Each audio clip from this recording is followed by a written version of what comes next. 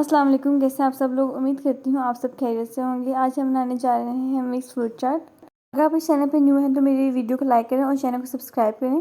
Fruit چاٹ بنانے کے لیے میں نے لیے ایپل، ان کو میں نے کیوبس میں کٹنگ کر لیا، وہ تقریباً 1 کپ تھے۔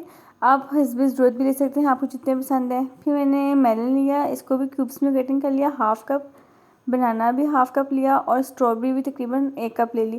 آپ اپنی مرضی کے فروٹ بھی ڈال سکتے ہیں جو آپ کو پسند ہے، اور اس کی کوانٹٹی بھی اپنے اکارڈنگ ایڈجسٹ کر سکتے ہیں۔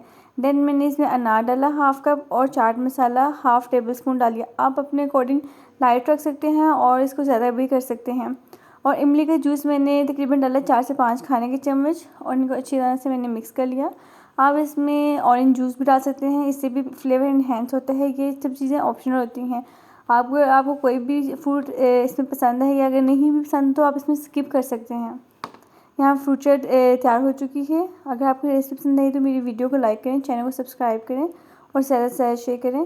اگر آپ کو اس ٹائپ کی اور بھی ویڈیوز چاہیے تو مجھے بتائیں، انشاءاللہ میں لازمی ٹرائی کروں گی اور آپ سب کے ساتھ شیئر کروں گی۔